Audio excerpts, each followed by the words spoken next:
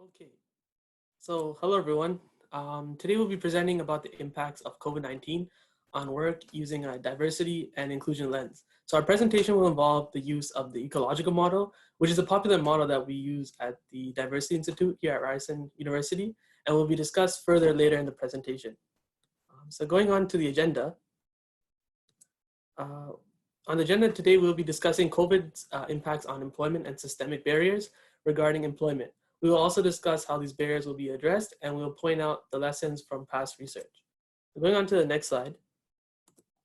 So how has COVID impacted employment? Well, according to statistics that we collected from Statistics Canada, we can see that 3.1 million Canadians have been affected by job loss or reduced work hours. Nearly 50% of people around the age of 15 to 24 reported that COVID has actually had a moderate or major impact on their ability to meet their financial obligations. And more than 50% of companies have lost at least 20% of their revenue.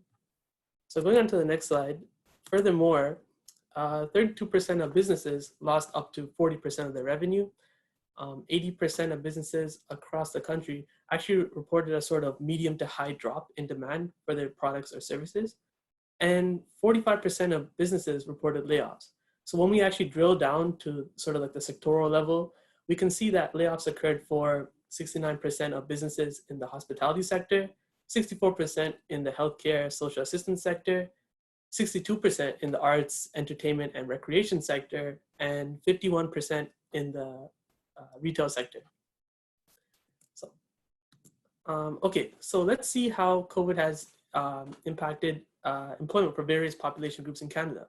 So we can see here that there has been a downward shift in employment outcomes experienced in post-immigration for the following sectors, which include professional services, management, and education. So racialized immigrants appear to make on average 69 cents to the white Canadian male dollar. And most immigrant jobs created are often forms of precarious employment or gig economy jobs, which are often poorly paid, unprotected, and insecure sort of forms of employment.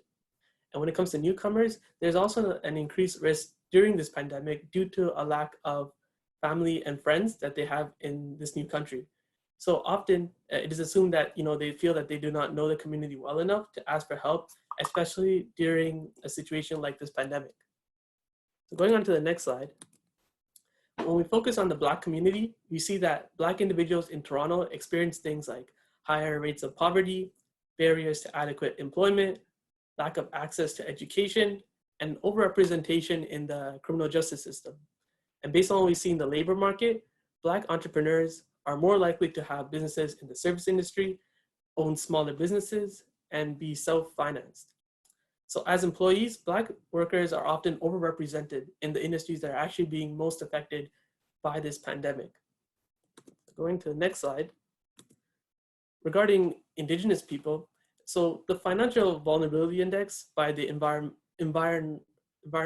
Analytics noted that there is an increased vulnerability for Indigenous communities due to low discretionary income and low savings. There are long-standing disparities that exist in the way of healthcare and health conditions among these Indigenous communities. And the lack of basic infrastructure available to these communities also poses additional risks. And it seems that 60% of Indigenous people say that their mental health has actually worsened since the onset of these physical distancing measures. So going forward, when we observe the impacts on the LGBT community, we can see that 53% of LGBT households have been affected by layoffs and reduced work hours. And there's a further discomfort involving teleconferencing, as this might inadvertently out someone to their coworkers. So like, for example, this could occur during a meeting when their partner walks by and they're caught in the view of the camera. And for HIV sufferers, the cost of medication may even put some individuals into difficult or more difficult financial positions. And the pandemic has also delayed elective surgeries, which include gender reassignment, which may also create additional mental strain for some people. So going on to the next slide. When it comes to persons with disabilities, we can see that based on Canadian demographics, 1 in 5 Canadians aged 15 years or older or around 6.2 million people, have one or more disabilities. And 12% of Canadians with disabilities reported that they were actually not allowed to go to work because of their disabilities. And Canadians with disabilities, they usually have worse employment and work-related outcomes when you compare them to their counterparts without disabilities. And furthermore, people with disabilities are at a particularly high risk when it comes to mortality, especially during this pandemic. Like for example, in the UK, nearly 2/3 of COVID-19 deaths in that country have involved people with a disability. Going on to the next slide. And then finally, when we analyze employees' mental health at work, we see that factors such as enforced lockdowns, isolations from friends and families, and loss of jobs, income, and economic stability are affecting mental health and wellness. And there's a negative impact on physical well-being, especially for those who have chronic diseases. And when we look at gender, we see that 28% of women are concerned about mental health during the pandemic compared to around 13% of men. And women were also more concerned about isolation and social distancing.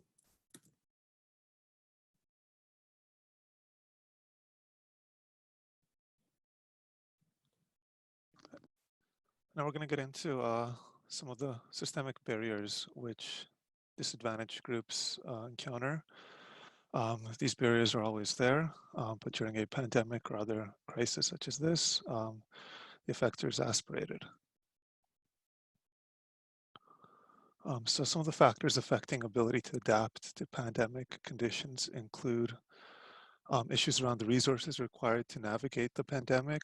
So this includes options for remote work and necessary resources such as internet, computers, access to workspaces, and so on. Access to financial resources to draw on during the crisis, as well as resources to cover additional costs are also important and may be a barrier to some. Access to technology, digital skills, and literacy needed to navigate online services can also be a barrier. And finally, access to a car during a pandemic can prove to be a barrier, as not everybody has access to a vehicle, and using public transit during situations like these may not be advisable or possible. These challenges can be amplified for persons with disabilities, older Canadians, newcomers, and those living in rural communities which lack infrastructure and services. And so it's always important to look at these things from an intersectional lens, as some individuals may belong to more than one group. And so the challenges and barriers may be amplified further. As far as the gendered impact of COVID-19 goes, small businesses have been hit particularly hard by this crisis. Women account for 38% of self-employed Canadians and 16% of small and medium enterprises who don't employ other people. So these are self-employed women who don't have employees working for them. Most pandemic relief programs, though, have been designed to support SMEs with employees. And this results in women entrepreneurs often being excluded. The vast majority of our small and medium enterprises in Canada who do employ workers are owned by men. Women also face structural differences that make dealing with the impacts of the pandemic much more challenging. For example, women-led businesses often receive less funding.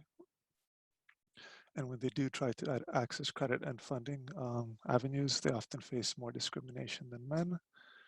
These inequities become more visible during crisis scenarios such as COVID. For example, many women have faced additional disadvantages due to their overrepresentation in frontline work, including low-wage precarious work and care work. When it comes to barriers for racialized people, a recent survey of Canadians of Chinese ethnicity conducted by the Angus Reid Institute found that 50% of respondents reported being called names or insulted as a direct result of the COVID-19 outbreak. 43% said they had been threatened or intimidated. 30% reported being frequently exposed to racist graffiti or messaging on social media. And 29% stated they had frequently been made to feel as though they posed a threat to the health and safety of others. Most respondents believe That Canadians generally blame people of Chinese ethnicity for COVID-19. 61% of individuals of Chinese ethnicity adjusted routines to avoid unpleasant encounters after the outbreak began. 64% reported feeling that coverage from North American news outlets had led to negative views of people of Chinese ethnicity in Canada. And over 50% were worried that Asian children will be bullied when returning to school.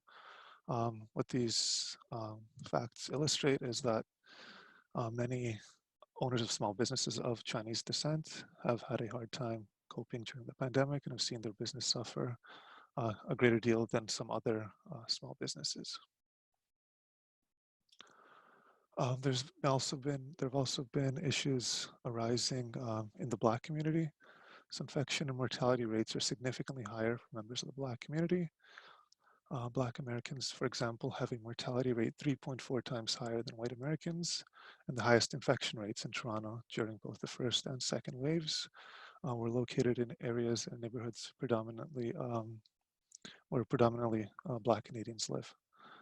Similarly, Black businesses have been hit exceptionally hard during the pandemic. In the United States, 41% of Black-owned small businesses were lost during the pandemic, and which highlights the fact that, even though specific groups might be harder hit, in terms of healthcare and actual mortality and morbidity of the virus, this also extends into employment and into entrepreneurship. And so now we're going to dive into a bit of what the study we propose following the conclusion of the pandemic, where we're going to conduct a qualitative analysis using the critical ecological model, which we developed here at the Diversity Institute.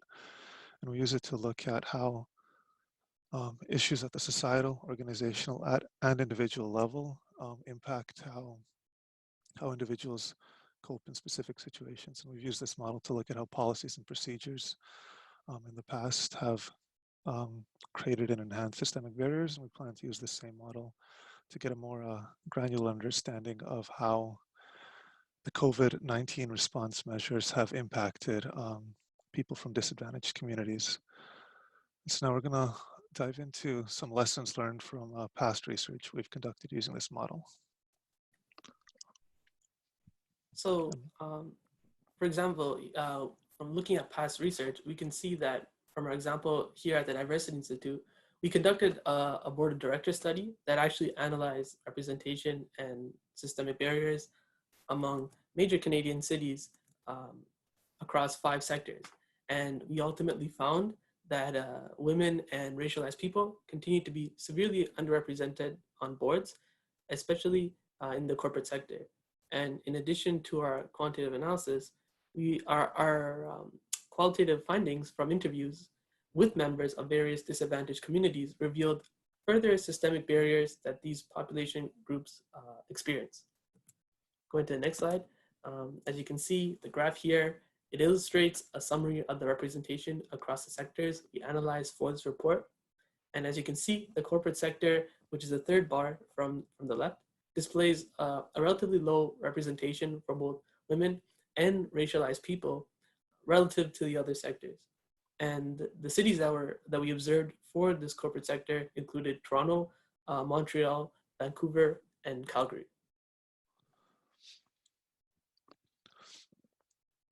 And just so building on that, here are some of the qualitative findings we derived from that report we conducted recently. And so we discovered that there's stark underrepresentation of women and racialized people on boards of directors. So then we interviewed a few dozen prospective board members and senior managers in organizations who were vying for board positions. And we came to conclusions, or we identified themes such as perceptions of an unsupportive corporate culture, which prevent people from, which is an organizational issue preventing individuals from rising to board positions. We found that a lot of respondents identified corporate board requirements as being too difficult to meet, which was another systemic barrier that we identified in our qualitative research. We also found, obviously, comments around facing discrimination, both systemic and in the form of both systemic and direct, and microaggressions and so on. On a more individual level, we identify the theme of identity disclosure and a culture of silence, where individuals from disadvantaged communities tend to, whenever possible, hide their identities in order to enhance their prospects of rising to board positions. We also identified a lack of networks and a lack of access to mentorship and sponsorship as further issues faced by these prospective board members.